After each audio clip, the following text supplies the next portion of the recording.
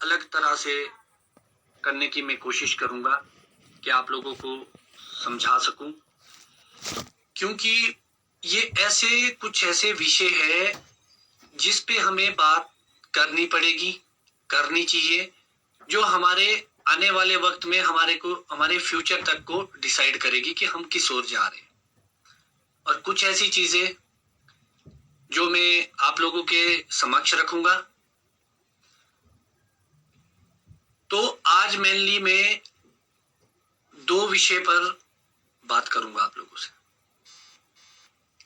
आज आप लोगों को यह समझना होगा कि हम अपनी इंडस्ट्री को कैसे आगे ले जाए, कैसे हमारा भविष्य सुरक्षित हो सकता है अगर हम हॉर्टिकल्चर की ही बात करें मेनली, क्योंकि हम सारे हॉर्टिकल्चरिस्ट ही है।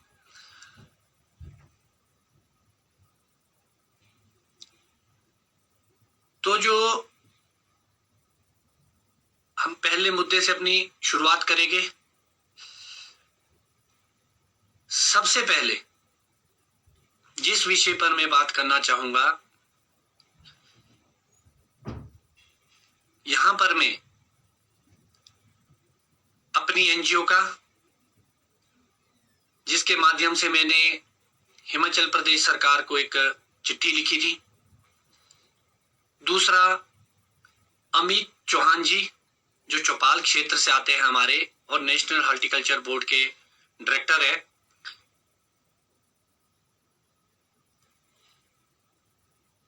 मुझे सोशल मीडिया के माध्यम से पता लगा कि अमित भाई ने भी सरकार के लिए समक्ष अपना पक्ष रखा था। बेमौसमी नुकसान, ओलावृष्टि, बर्फबारी जो भी हुआ था, और उसके बाद जो हमारे कार्टन के ट्रे के जो रेट बढ़े थे उसके रिगार्डिंग। तो मुझे बहुत खुशी हुई कि सरकार ने हमारी चिट्ठी का जवाब दिया और इस परिप्रेक्ष्य में उन्होंने कोशिश की कि पेटी के ट्रे के रेट कैसे हम कंट्रोल कर सकते हैं। तो बागवान भाइयों, आज एक क्वेश्चन मार्क भी है, वो सरकार के लिए भी है। बात ये नहीं कि हम सरकार तक अपनी बातें पहुंचाए और वो सुन रही है। अब जो प्रॉब्लम क्रिएट होती है वो कहां होती है? सरकार जब इसके लिए मीटिंग ऑर्गेनाइज करती है और उसमें हॉर्टिकल्चर, एग्रीकल्चर या अन्य जो राजनीतिक लोग हैं उनको उस मीटिंग में बुलाया जाता है। मुद्दा भले ही हम लोगों ने उठाया, मगर हम लोगों को खुशी होती कि जिन लोगों ने मुद्दे उठाए हैं अगर सरकार उनको वहां पे बुलाती, क्योंकि जितने लोग वहां मीटिंग में होते हैं वो जमीनी हकीकत से बहुत दूर होते हैं। उदाहरण के लिए सरकार कोई भी हो, अगर कोई बागवानों के हितों की बात करता है तो हम हर सरकार के साथ खड़े हैं। कोई अच्छा डिसीजन लेके उन्होंने हमारी बात सुनी कि पेटी ट्रे के रेट के बढ़ेगे नहीं वो, मगर प्रॉब्लम कहां आती है? प्रॉब्लम वहां आती है जहां सरकार को ये पता नहीं लगा कि रेट निर्धारण आपके हाथ में नहीं है। जो ऑलरेडी लोकल कंपनीज थी जो कार्टन या ट्रेस बनाती थी, उन्होंने ऑलरेडी अपने दाम बढ़ा दिए। मैंने अपनी लाइफ में कभी ऐसा नहीं देखा कि कॉर्पोरेट्स के द्वारा कोई चीज की गई और उसको सरकार रोक पाई हो, चाहे वो दाम बढ़ोतरी से रिलेटेड ही क्यों ना हो। कैसे कंट्रोल करें? लोगों ने बुकिंग्स कर दी अपने कार्टन की और ट्रे की, अब कैसे कंट्रोलिंग आएगी? जहां तक मैं समझ पाया हूं अपनी एक्सपीरियंस से, ऐसा शायद कुछ भी नहीं होगा कि रेट डाउन आएंगे। जहां तक बात हम एचपीएमसी या हिमफेड जिसके माध्यम से भी हमारे को कार्टन उपलब्ध कराती है सरकार, जब सीजन चलता है तो उनके पास इतना मटेरियल ही नहीं होता कि वो लोगों को उपलब्ध करा सके, इसलिए उनको मार्केट में जाना पड़ता है, ओपन मार्केट में। अब एक बड़ा विषय है कि ये कंट्रोलिंग कैसे आ सकती है, तो मैं इस लाइव के माध्यम से सरकार को भी एक दो पॉइंट्स दे सकता हूं, अगर वो सुनेंगे। आप कंट्रोलिंग इस वजह से कर सकते कि या तो आपको कॉटन और ट्रे की अपनी इंडस्ट्री लगानी पड़ेगी गवर्नमेंट ऑफ हिमाचल के सौजन्य से, जो पूरी साल भर हम लोगों के लिए सिर्फ कॉटन और ट्रे और अन्य चीजें उपलब्ध कराएगी। तब जाके आप कंट्रोलिंग कर सकते हैं प्राइवेट कंपनी के खिलाफ। आप ऐसे कंट्रोलिंग नहीं कर सकते। अब दूसरी बड़ी बात कि जो ये पेटी ट्रे के रेट है, इसको आप और हम बिना सरकार के, मतलब इस यहां हमारे को शायद सरकार की जरूरत भी नहीं होगी, किसी भी सरकार की, कि हम कैसे इस पे कंट्रोलिंग ला सकते हैं। तो बागवान भाइयों, मैं आपको एक चीज बताना चाहूंगा। आप सभी लोगों को पता है, जापान के बारे में आपने सुना होगा,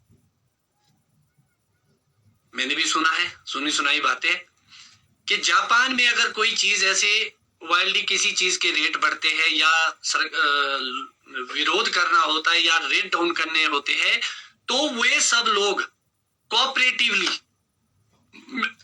मिलके निर्धारित करते हैं कि हमने पर्टिकुलर कंपनी का कोई भी प्रोडक्ट इस्तेमाल नहीं करना। अब बात आती है कि हमारे कार्टन और ट्रे में ऐसी कौन सी कंपनीज है जो मार्केट को चढ़ाती है, जिनका दबदबा चला है। आपने ट्रे के मामले में मोहन फाइबर का नाम सुना होगा, जी क्लेरिज का नाम सुना होगा। ये दो कंपनियां ऐसी है, या एक दो और इनके साथ आप ऐड कर सकते हैं, जो रेट को बहुत हायर साइड पे ले जाते हैं। अब पेटी ट्रे की मैं बात करूं, शिवालिक हो गया, हिमपैकवेल हो गया, जसमेर हो गया। तो ये जो कंपनीज है गत्ता कार्टन, ये अपने रेट पहले ही चढ़ा देती है। आज का जो वक्त है वो लगभग 20 से 25 रुपए तक रेट ऑलमोस्ट बढ़ चुके हैं शायद पेटी के, और ट्रे के रेट 60-70 रुपए से लेकर 150-200 रुपए तक भी इंक्रीज हो चुके हैं अभी की बुकिंग के हिसाब से। अब बात यह आती है कि मेजॉरिटी ऑफ फार्मर क्या है।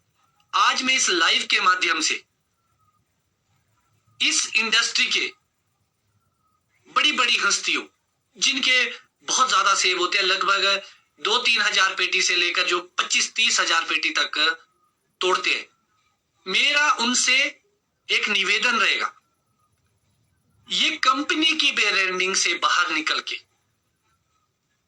एक बार आप दूसरी साइड मुड़ के तो देखिए। जिस दिन आप लोगों ने बड़ी कंपनियों के साथ ऑर्डर कैंसिल करके जो अदर कंपनी है वहां पर अपने ऑर्डर दे दिए, तो नेचुरल सी बात है कि रेट डाउन आएंगे। अब बात आती है लोकल सेलर की, जो बिग गन्स है लोकलिटी में, जो लोग कार्टन और ट्रे का बड़ा काम करते हैं, जब हम सब लोग मिलके उनको एक चीज तो समझा सकते हैं कि कार्टन हम आपसे लेंगे, ट्रे हम आपसे लेंगे, मगर हम इस कंपनी का नहीं लेके हम उस कंपनी का लेंगे जो भी राइज कर रही है, जो अच्छे बना रहे हैं। आज ऑटोमेटिक प्लांट्स लगे हर जगह, कोई प्रॉब्लम नहीं है, हाई क्वालिटी की मशीनें सबके पास एक जैसी है। सिर्फ ब्रांडिंग के नाम पे हम लोगों को हमेशा लूटा जाता है। ये तभी पॉसिबल है जब आप और हम मिलके डिसाइड करेंगे कि ये जो बड़ी बड़ी कंपनीज है, हम इनका विरोध करें, इनके उत्पाद का इस्तेमाल ही ना करें। जिस दिन हम इनके इस्तेमाल करना छोड़ देंगे, उस दिन ऑटोमेटिकली प्राइस लिस्ट डाउन आएगी। हो सकता है मैं गलत होना, शायद आइडियाज की कमी होगी, इसीलिए मैं ये चाहता हूं कि अगर आप लोगों के पास भी, किसी के पास भी कोई आइडियाज है तो प्लीज शेयर करें। आप लोग एटलीस्ट ओपन प्लेटफॉर्म पर हो सकते कुछ अच्छे आइडियाज और निकल के सामने आए। एक अकेला इंसान क्या कर सकता है? तो हमें यह देखना होगा कि हमारी इंडस्ट्री कैसे चलेगी और कैसे हम इस चीज को कोऑर्डिनेट कर सकते हैं आपस में। इसीलिए मुझे लगता है जितनी हमारी इस इंडस्ट्री में, हॉर्टिकल्चर इंडस्ट्री में कोऑपरेटिव्स है, एनजीओज है या छोटे छोटे फार्मर के ग्रुप्स है, आज अगर मैं एक सिंगल अपनी बात करूं तो लगभग 150 से ऊपर व्हाट्सएप ग्रुप में मैं भी जुड़ा हूं। तो कितनी रीच है आज सब लोगों की। तो क्या हम एक ऐसी मुहिम नहीं चला सकते कि जिससे ये चीजों पे कंट्रोलिंग आए? मगर अगर आप ये सोच सकते कि आप घर में बैठ के सिर्फ मेरी वीडियोज या किसी और के विचार सुन के सब कुछ बदल देंगे, ऐसा पॉसिबल नहीं है भगवान भाई। छोटे से लेकर बड़ा इंसान तक, छोटे ग्रोवर से लेकर बड़ा ग्रोवर तक हर आदमी को आगे आना पड़ेगा, तब तक ये मनोपली नहीं टूटेगी। सरकारें तो आएगी और जाएगी, आज ये है कल वो है, परसों कोई और भी हो सकती है, तो वो सिलसिला चलता रहेगा। मगर आप और हम कहां खड़े हैं? सिर्फ ये सोच के ना हो कि भाई हम ये डिसाइड करें कि भाई रेट बढ़ गए, रेट बढ़ गए, रेट बढ़ गए, हमारा निकल गया, आगे का क्या है।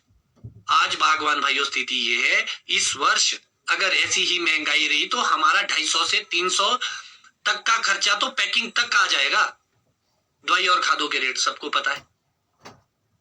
लेबर अभी लेबर का यही पता नहीं कितनी महंगी आती है। तो हमें ये सोचना होगा कि हम क्या कर सकते हैं, मिलके हम कैसे इन कॉर्पोरेट से लड़ सकते हैं। अगर आप जागरूक और पढ़े लिखे और समझदार है तो हम सबको मिलके कोऑपरेटिवली इन चीज पे कंट्रोलिंग लानी पड़ेगी। अदरवाइज हम चिट्ठियां लिखते रहेंगे, जवाब आए ना आए, वीडियोस बनाते रहेंगे, किसी को कोई फर्क नहीं पड़ता। अब जो दूसरा बड़ा मुद्दा है जिस पे मैं ज्वलंत विषय पे मैं बात करना चाहूंगा आप लोगों से, वो भी कॉर्पोरेट से ही संबंधित है। वो मुद्दा है हमारे इंडस्ट्री में जो पेस्टिसाइड्स, फंगेसाइड्स, हार्वेसाइड्स, पीजीआर्स, जितनी भी तरह की दवाइयां बिक रही है उसके डोज को लेके, जैसे आपको ज्ञान ही है, कुछ वक्त पहले मैंने एक पोस्ट डाली थी एक सॉल्ट को लेके,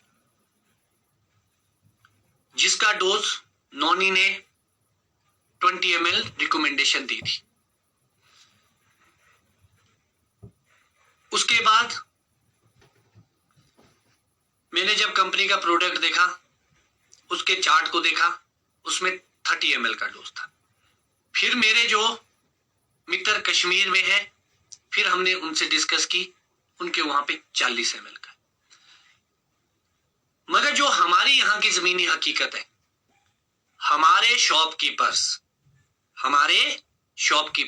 हो सकता आज कुछ लोगों को बहुत बुरा लगेगा शॉपकीपर्स को, हमारे शॉपकीपर्स कंपनी के टारगेट को, फिर से मैं एक बात दोहराना चाहूंगा, कंपनी के टारगेट को पूरा करने के लिए 20 ml की डोज को बढ़ाकर 50 से लेकर 70 ml तक करवा रहे। आज मेरा एक क्वेश्चन यहां पे सरकार से भी,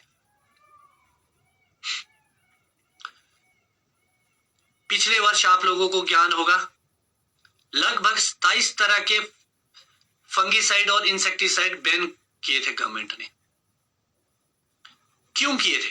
क्योंकि उससे वातावरण प्रदूषित होता है, जल प्रदूषित हो रहा है हमारा, जिससे मछलियां मर रही है, हमारी मधुमक्खियों पे विपरीत प्रभाव पड़ रहा है। अब मेरा एक सवाल सरकार से है यहाँ पे, अगर आप लोग इतना ही संजीदा है इन्वायरमेंट को लेके, हमारी वाइल्ड लाइफ को लेके या ह्यूमन बीइंग को लेके,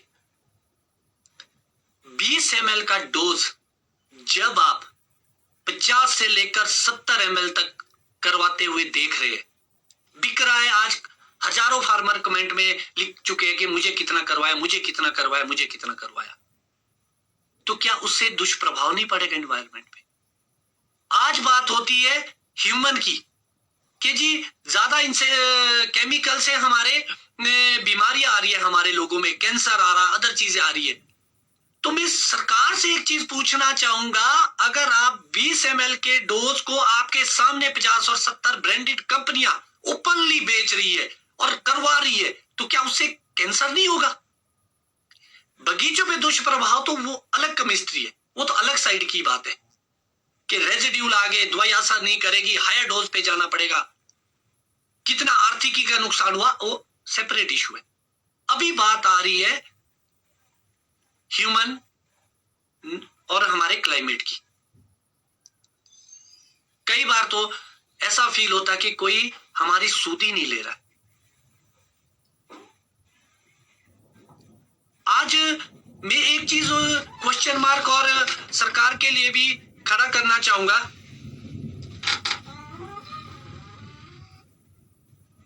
आज एक कोई भी सरकार ले लो आप, पीछे की सरकारें, वर्तमान की सरकारें या कोई और, जो भी एक 5 साल के पीरियड में, एक 5 साल के पीरियड में कितने किसान नेता पैदा करती है एक सरकार। एपीएमसी से लेकर बोर्ड डायरेक्टर से लेकर फलानी पोस्ट पे बूथ लेवल के, किसान मोर्चा के, प्रदेश के, जिला के, अलग अलग तरह से आपके सामने कितने खड़े कर दिए जाते। आज मैं गारंटी के साथ इस लाइव के माध्यम से बोल रहा हूं, अगर उन सब लीडर्स में किसी भी सरकार के हो, अगर 10 टेक्निकल किसी दवाई के बता देंगे तो मान जाऊंगा जो इस्तेमाल होते हैं। अगर सरकार किसी को किसानों बागवानों की आवाज के लिए आगे करती है, जो सरकार या नीति निर्धारण में उनका वो कर सके, आप कैसे लोगों को प्रमोट करें या चुन के वहां पर भेज रहे। सोचो ये बात, और सोचना भी पड़ेगा हमें। जो किसानों का पक्ष ही नहीं रख सकता, इंडस्ट्री में क्या क्या खामियां हैं, जो क्वेश्चन आज हम इतनी बड़ी कंपनीज पे इल्जाम लगा रहे हैं और जो प्रूफ्ड है कि इतना बड़ा घोटाला हो रहा है, उसको क्या आज तक उनके माइंड में नहीं आई? उन्होंने सरकार या विभाग या किसी और के पक्ष के सामने नहीं रखा। ये सोचने का विषय। एक ड्रम का, अगर मैं एक दवाई की बात करूं, लगभग 500 से 600 का ड्रम बैठ रहा है बागवानों को, उसमें 1.5 ड्रम एक्स्ट्रा डलवाया जा रहा है। आप ये समझ सकते हैं कि जो 1.5 ड्रम एक्स्ट्रा डोज से आपके ऑर्चर्ड में करवाया गया, इस इंडस्ट्री में कितने लोगों ने कितने ड्रम्स डाले, कितना आपका पैसों का नुकसान हुआ। रेजिस्टेंस पावर अलग से बिल्ड हुई। इसका उदाहरण मैं आपको देना चाहूंगा। आप जो स्कोर इस्तेमाल करते हैं, 30 ml की डोज थी, आज 50 ml से भी कुछ नहीं हो रहा, क्योंकि आपने हायर साइड पे डाला है। आज बागवान भाइयों, आपको देखना होगा, इंडस्ट्री अच्छे की ओर तब जाएगी जब आप अपनी आवाज बुलंद करेंगे, समझदार बनेंगे और अपनी बात को वहां तक पहुंचाने की कोशिश करेंगे। हम किसी से भीख नहीं मांग रहे।